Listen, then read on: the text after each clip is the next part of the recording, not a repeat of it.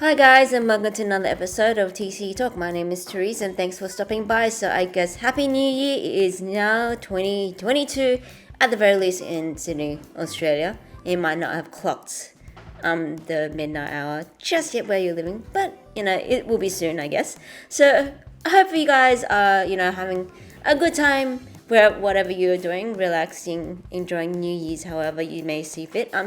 Mine was pretty chill. I mean, at the very least, we had really cool fireworks as Sydney, Australia normally does, and as it is for someone like me, the best thing in the house is inside the house. So go figure on that. But that other side, it is a new year, and I guess I just want to talk all about all things related to New Year's, particularly resolutions. So people like to usually take this time to reflect, try to examine where their life is going, try to establish new goals, because for many people it is usually a time when they are not working, so they actually do have the mental capacity, the emotional energy level to actually be able to do that.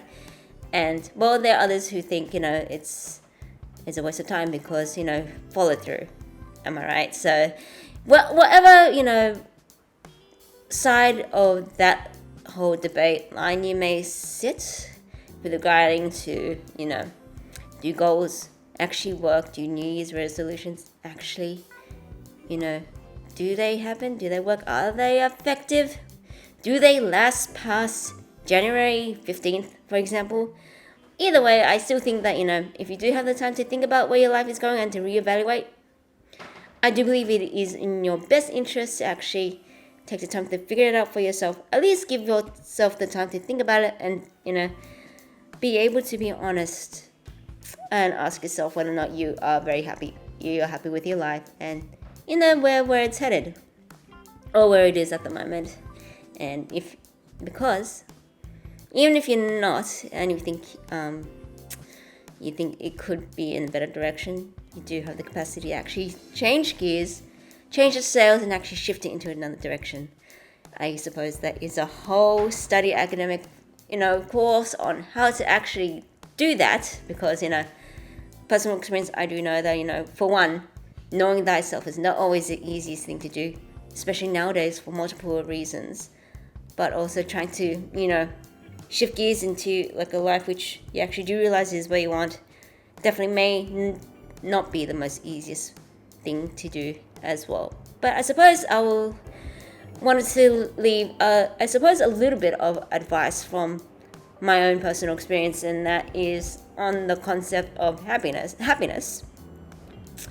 And the reason why I'm harping on this is because the concept of happiness is very much tied into New Year's and what it is that people want and where they want to go for the new year ahead. And understandably, because people generally like being happy, or at least most of us do. So on that note, I guess one of the biggest things that I realized was the fact that happiness doesn't have to be like this futuristic goal, so much as a state of mind that you can actually tap into right now. And yeah, I think it was that revelation, the revelation that you can know, the revelation of gratitude, and the fact that you can be content and happy with the things that you want without becoming complacent, without becoming stuck in a rut and being stuck with in the routine. No, I'm not talking about that. I'm talking about if you can actually realize that you do have a lot of good things happening in your life. And as I say this, I do realize that for some, that is very difficult to conceptualize. That may be whatever it is that you may be dealing with your life at the moment. The concept of being grateful and being happy with your life can be very, very hard to I guess conceptual, to get. But even if you just start with the smaller pieces and you realize today you can be happy today. It doesn't have to be like when I used to think like getting that ideal 9-to-5 job, or who knows if 9-to-5 is a thing these days, or maybe 60k a year salary job, 80, 90, you know what I mean. my point is, I guess, is that you don't have to wait necessary to be happy and content with where you're going. And you can balance that, as I said before, with that, still having that drive and ambition to actually, build something or, create what it is you want for your future.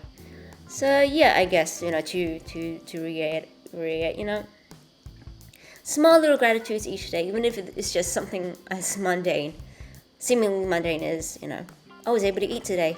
I'm actually healthy. My body is healthy. And I can definitely tell from personal experience that is something that people do take for granted, because when it definitely comes to things such as health, particularly mental health, but, of course, physical health, you don't realize what you have until you lose it. So, if you can do that, if you can get out of the bed in the morning and you can walk, because not everybody can do that. If you can eat, if you can speak, if you have cognizance, if you can think clearly, because not everybody can do that. If your family and friends and the people that you care about are safe, because, for many, they can't say that. Yeah, you know what, you're not actually doing all that badly. And maybe that does tie into this whole other premise of comparison, which maybe I'll make another video of. So, because that does deserve its own video, I do think. The whole mental state and mental spiral, that mental downward spiral of, comparing yourself to others, because, it's a bit of a hole. But to drag it back, you do have the ability to be happy now. So why not take that opportunity? I'll leave it at that. And until next time, I'll see you then.